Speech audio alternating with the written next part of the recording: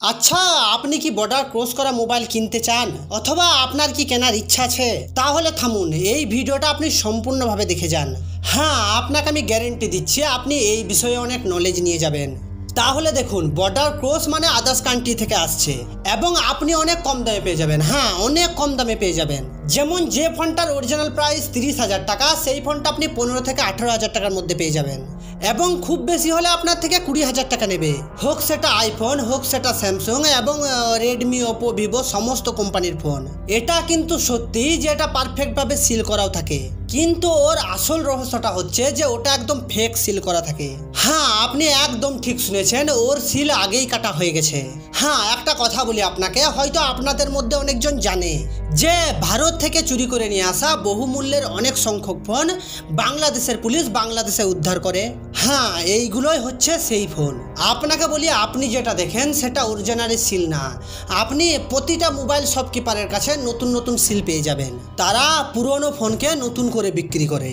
হ্যাঁ, আর একটা কথা আপনি ভেবে দেখুন যে ফোন আদার্স কান্ট্রি থেকে চুরি করে আনতে পারছে আর সিল প্যাক করতে পারবে না। হ্যাঁ, সাবধানে থাকুন। দেখুন একটা বিষয় যে 30,000 টাকার ফোন আপনি 15,000 টাকায় পাচ্ছেন।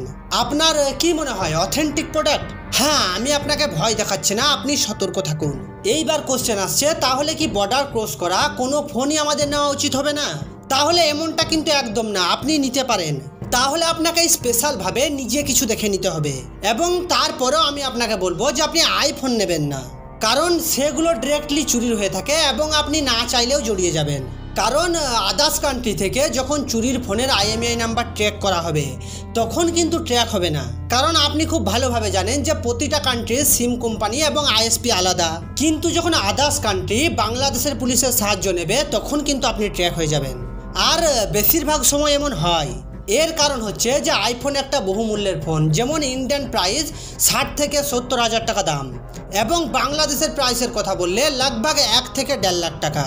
তাহলে আপনি বুঝতে পেরেছেন তো যে আইফোনটার অরিজিনাল যে ওনার, মানে অরিজিনাল যে মালিক, সে আইফোনটা ফেরত পাওয়ার জন্য অনেক কিছু করতে পারে।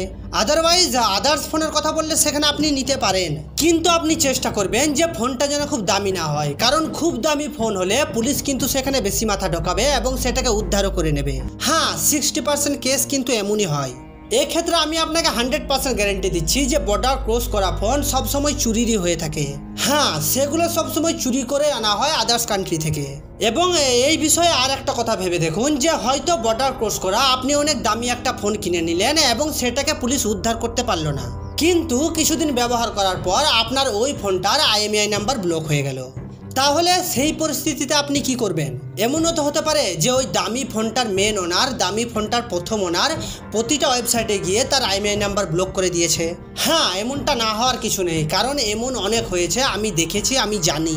তাই আপনি বর্ডার ক্রস করে ফোন নেওয়ার আগে আপনি প্রতিটা ওয়েবসাইটে গিয়ে ওই ফোনটার IMEI নাম্বার চেক করে নিন যে IMEI নাম্বার ব্লক নেই তো। হ্যাঁ, আপনাকে ভালোভাবে চেক করে নিতে হবে এবং এটা চেক করার জন্য আপনি 2টা ওয়েবসাইট পেয়ে যাবেন। আর আপনি যদি না জানেন তো এই ভিডিওর কমেন্ট বক্সে দেখুন, প্রথমেই আমি কমেন্ট করে দিয়েছি, ওই লিঙ্কটাতে ক্লিক করে আপনি ফোনের IMEI নাম্বার কিভাবে চেক করবেন সেটা দেখে নিন। কিন্তু একটা কথা কি জানেন যে বেশিরভাগ ক্ষেত্রে যদি ফোন অফ থাকে অথবা ওই ফোনটার মধ্যে যদি ইন্টারনেট ইউজ করা না হয় তাহলে কিন্তু IMEI নাম্বার ব্লক লিস্টে আছে এটা কিন্তু শো করবে না। এটা চেক করতে হলে আপনাকে ওই ফোনটার মধ্যে 24 ঘন্টা সিম ইনস্টল করে রাখতে হবে এবং ইন্টারনেটও ইউজ করতে হবে, তাহলে কিন্তু আপনি ফাইনাল রেজাল্ট পাবেন।